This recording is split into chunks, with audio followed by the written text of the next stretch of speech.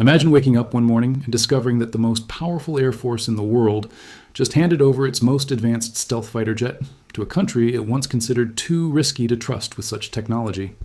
Not because of a treaty, not because of a democratic vote in Congress, but because one man, sitting in a palace in Riyadh, made a phone call that Washington could not refuse. That man is Mohammed bin Salman, and what happened next triggered a chain of events that is now shaking the entire Middle East, sending oil prices through the roof, shutting down global shipping lanes, and dragging the world dangerously close to a conflict no one can afford. Stay with me, because by the end of this video, you are going to understand exactly how one deal between MBS and Washington quietly rewrote the rules of power in the Middle East, and why that deal may have made the catastrophic war we are witnessing right now completely inevitable. To understand how MBS forced America's hand on the F-35, you need to understand the world he was operating in before any missiles were ever launched. For decades, Saudi Arabia was America's most important partner in the Arab world. The deal was simple and unspoken. Saudi Arabia would price its oil in US dollars, keeping the petrodollar system alive and Washington's financial dominance intact. In return, America would sell Saudi Arabia weapons, good weapons, and provide a security umbrella that kept the kingdom safe. It was transactional, it was cold, and it worked beautifully for both sides for nearly half a century. But something changed. Around 2020, MBS began to grow impatient. He watched Israel receive F-35s. He watched the UAE get closer and closer to receiving advanced American military hardware through the Abraham Accords. And he watched China and Russia quietly knock on his door, offering alternative partnerships, alternative currencies, and alternative visions of a world where Washington was no longer the only game in town. MBS was not being subtle about this. He allowed BRICS conversations to include Saudi Arabia. He opened oil pricing discussions that flirted with the Chinese yuan. He met with Xi Jinping and Vladimir Putin with a warmth that made Washington extremely uncomfortable.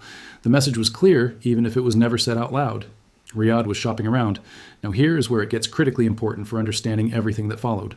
The problem from Washington's perspective was enormous. The F-35 is not a normal fighter jet. It is a flying computer. It is a node in a classified intelligence sharing network. Giving it to Saudi Arabia meant giving Riyadh access to the same real-time battlefield data that American pilots see. It meant trusting that Saudi Arabia's military networks would never be compromised by China or Russia. It meant accepting that the kingdom's political relationship with Washington would remain stable enough for such deep integration to function. For years, the answer from multiple U.S. administrations had been a firm no, wrapped in diplomatic language about regional stability and congressional concerns. But MBS was patient, and he had cards to play. The card he played most effectively was normalization with Israel. The Abraham Accords, which saw the UAE, Bahrain, Sudan, and Morocco establish formal relations with Israel, were transformative. But everyone in Washington knew that Saudi Arabia was the prize. Saudi normalization with Israel would reshape the entire Middle East.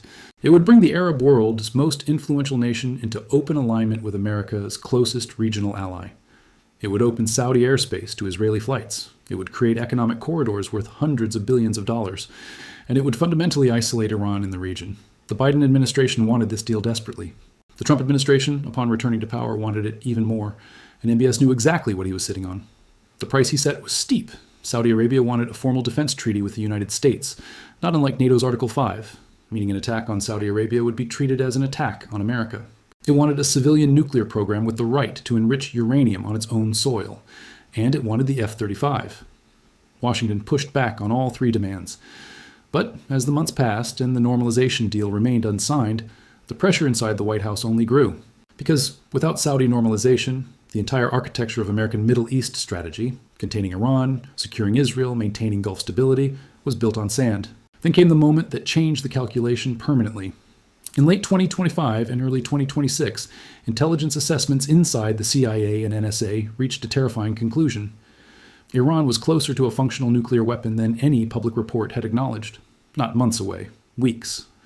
The window for a military strike that could set back Iran's nuclear program by years was closing rapidly. Israel had been screaming about this for over a decade. Now the data finally agreed with them. A decision had to be made, and it had to be made fast. MBS moved with extraordinary precision at this moment. Saudi Arabia, sitting on the most critical piece of real estate in the Gulf region, made it clear to Washington that its cooperation, the use of Saudi airspace, the silence of Saudi state media, the stability of the oil markets, could not be assumed. It had to be earned. And the price of that cooperation included movement on the F-35. Sources close to the negotiations, later reported by outlets including Reuters and the Wall Street Journal, described conversations between Riyadh and Washington in late 2025 as the most intense in the relationship's history. MBS reportedly told American officials in private that Saudi Arabia would not be able to remain passive if a major military operation reshaped the region without Riyadh receiving its own strategic upgrade. The message was diplomatic, but the subtext was unmistakable. On February 28, 2026, Operation Roaring Lion began. Israel and the United States launched coordinated strikes on Iran targeting nuclear facilities, air defense systems, military command infrastructure, and, in a move that shocked the world, the compound of Supreme Leader Ayatollah Ali Khamenei himself. Within hours, Khamenei was confirmed dead. The most powerful religious and political figure in the Islamic Republic, the man who had guided Iran's strategy for over 3 decades, was gone. And the Middle East would never be the same.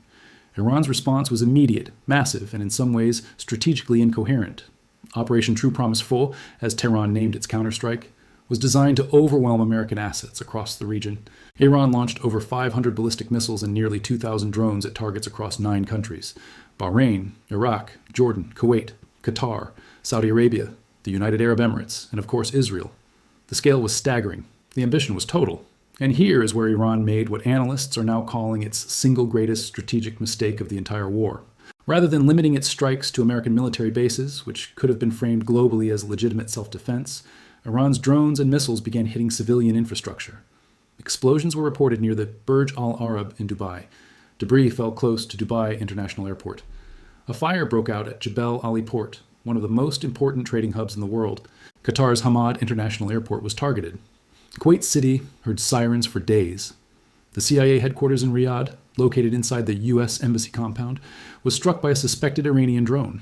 Saudi Arabia reported strikes on its capital and its eastern province, the heart of global oil production. The Gulf states, which had spent years walking a careful diplomatic tightrope between Washington and Tehran, were furious. These were not countries that had asked for this war. In the weeks before the strikes, Oman had been mediating quietly between Washington and Tehran, with the Omani foreign minister publicly saying that peace was within reach.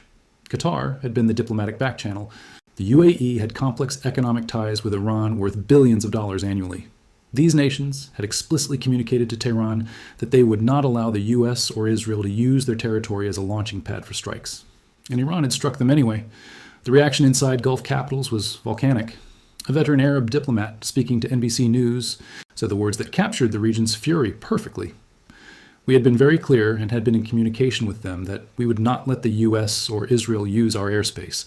We had told them that an attack on anyone in our territory is wrong. It is criminal. The Saudi Ministry of Foreign Affairs issued a statement of full solidarity with all affected nations and announced it would mobilize its capabilities to assist in any measures they undertook.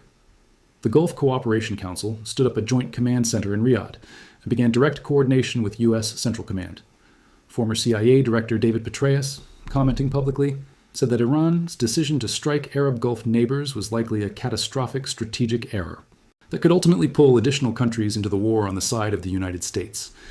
And here is where the F-35 story comes full circle.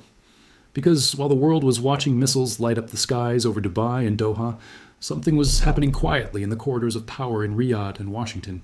Saudi Arabia, now not merely a passive observer but an active partner in the regional defense architecture, was being integrated more deeply than ever into American military systems. Defense cooperation that had been discussed in theory was suddenly being executed in practice. The GCC Joint Command Center was not just coordinating missile intercepts. It was a prototype of the kind of deep military integration that MBS had been building toward for years. Now let us talk about what this war is doing to the global economy, because this is where the impact reaches every single person watching this video, no matter where in the world you live. The Strait of Hormuz, that narrow waterway between Oman and Iran, carries approximately 20% of all the oil consumed on the planet every single day. Tanker traffic through the strait effectively came to a standstill within 48 hours of the conflict beginning. Ship owners, facing the risk of missile strikes on their vessels, simply refused to enter the zone. Iran's IRGC had already announced that it would target any ship attempting to pass through. The White House, when asked when the strait would reopen, declined to give a timeline. Brent crude oil prices, which had been sitting around $70 per barrel before the conflict, surged past $82 within 4 days. Analysts at Goldman Sachs and JP Morgan both issued emergency notes, warning that if the strait closure continued for more than 2 weeks, prices could spike to well over $100.